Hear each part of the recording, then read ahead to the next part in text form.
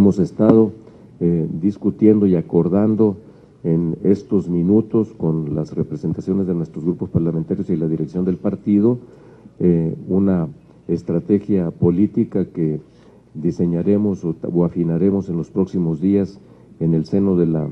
Comisión Política y en coordinación con nuestros grupos parlamentarios, tanto para acciones emergentes como para profundizar también nuestro trabajo que hemos venido desplegando junto con el ingeniero Cárdenas para impulsar la recolección de firmas en apoyo de una consulta popular que estamos convencidos de que la gente sigue avalando como una necesidad. Según las últimas encuestas que hemos conocido, más del 70% de la gente sigue pensando que debe haber una consulta popular que se le debe preguntar, y más del 60% por lo menos se manifiesta en contra de reformas energéticas que abran el camino a la participación de la iniciativa privada, que al final de cuentas significará la privatización de nuestros recursos energéticos. Y ese es el gran temor de fondo y es lo que se quiere ocultar. Y por ello mismo nosotros decimos que más allá de los pretendidos cercos informativos que se han querido tender en relación con este tema y de la posición del PRD, la gente está pendiente y seguiremos acercándonos a ellos, pero de cualquier manera nosotros insistiremos en un planteamiento que han hecho nuestros senadores en el sentido de que haya cápsulas informativas en cadena nacional todos los días como conclusión de los trabajos, de las deliberaciones, primero en el Senado de la República y después en próximos días en la Cámara de Diputados, para que la gente se informe a fondo en lo posible de lo que verdaderamente se discute, qué es lo que está en el fondo, y que no pretendan engañar a la población con que ahora sí habrá una reforma privatizadora que le va a servir a la sociedad. Presentaré los 8 peligros más inminentes de lo que se está realmente discutiendo ahora en la Cámara de Senadores y Cámara de Diputados, mientras el Ejecutivo Federal insiste en repetir lo que son mentiras como argumentos de la propia reforma. Lo que está en los textos refleja más bien lo siguiente. El Partido de la Revolución Democrática, su dirigencia nacional y los grupos parlamentarios del Congreso afirmamos que la reforma energética del Ejecutivo Federal, en primer término, aniquila a las empresas productivas del sector energético. Petróleos Mexicanos y la CFE se convertirán en testigos de piedra viendo pasar a la competencia internacional, acelerando con ello su desaparición en el mediano plazo y aumentando la dependencia energética y la extranjerización del sector y de la renta petrolera. Los dictámenes que serán discutidos en esta semana y votados reducen a las empresas del sector a su mínima expresión y facilita el usufructo de los recursos energéticos a las compañías extranjeras. Además, ahora la Secretaría de Energía estará facultada para obligar a Pemex a no invertir, producir o competir en la industria petrolera nacional, es decir, a Pemex todo el peso del Estado y a las compañías extranjeras el libre mercado en condiciones favorables.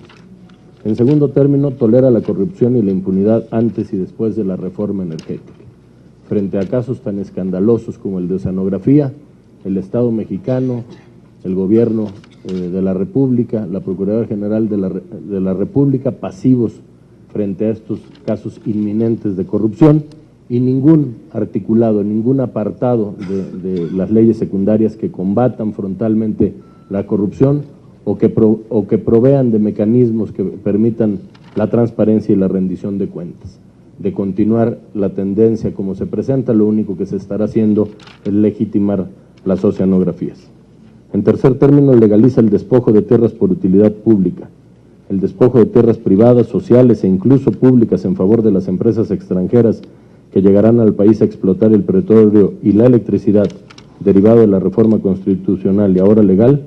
El despojo se legaliza en los dictámenes de la Ley de Hidrocarburos y en la Ley de la Industria Eléctrica, y se amplía aún en la Ley de Órganos Reguladores Coordinados en materia energética.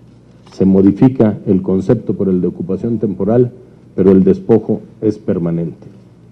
En cuarto término, se abandona la proveeduría nacional y protege al capital privado extranjero. Con el objeto de brindar todas las facilidades a las compañías energéticas internacionales, se sacrifica a la incipiente proveeduría nacional, dejándolas en el mejor de los casos a su suerte, sin un mecanismo gubernamental de apoyo, promoción o impulso para poder competir con los nuevos participantes. Consideramos que el monto mínimo de contenido nacional tiene que ir en un rango de entre 40 a 60%, dependiendo de la complejidad geológica. En Brasil, por solo poner un ejemplo, es del 60%. En sexto término, desaparece a CFE y privatiza la industria eléctrica. La reforma energética que impulsa el Ejecutivo Federal no está diseñada para fortalecer a las empresas públicas de ninguna manera. Al contrario, la creación de mercados y el mayor protagonismo del sector privado exigen que las empresas públicas cedan espacios, se achiquen y pierdan fuerza. En este contexto, el futuro más negro no es siquiera para Pemex, sino para la CFE, paraestatal condenada ya a la segmentación, disgregación y por lo tanto a su extinción. Vulnera a los trabajadores y olvida el pasivo laboral, que será una bomba de tiempo financiera.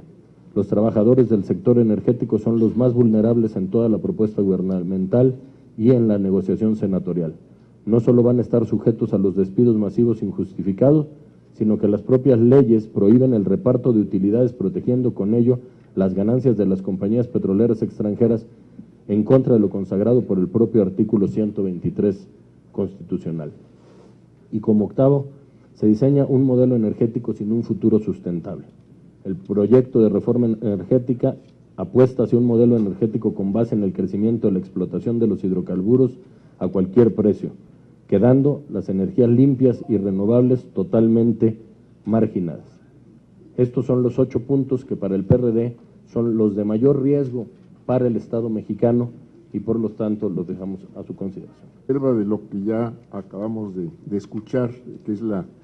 opinión de todos los que estamos aquí y la opinión del Partido de la Revolución Democrática, habría que decir primero que hay un atropello al procedimiento. Esto es, no se han respetado los mecanismos que establece el propio Poder Legislativo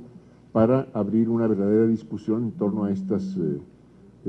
a los dictámenes, en este caso, de las iniciativas que serán presentadas en algún momento próximo al Pleno de ambas cámaras.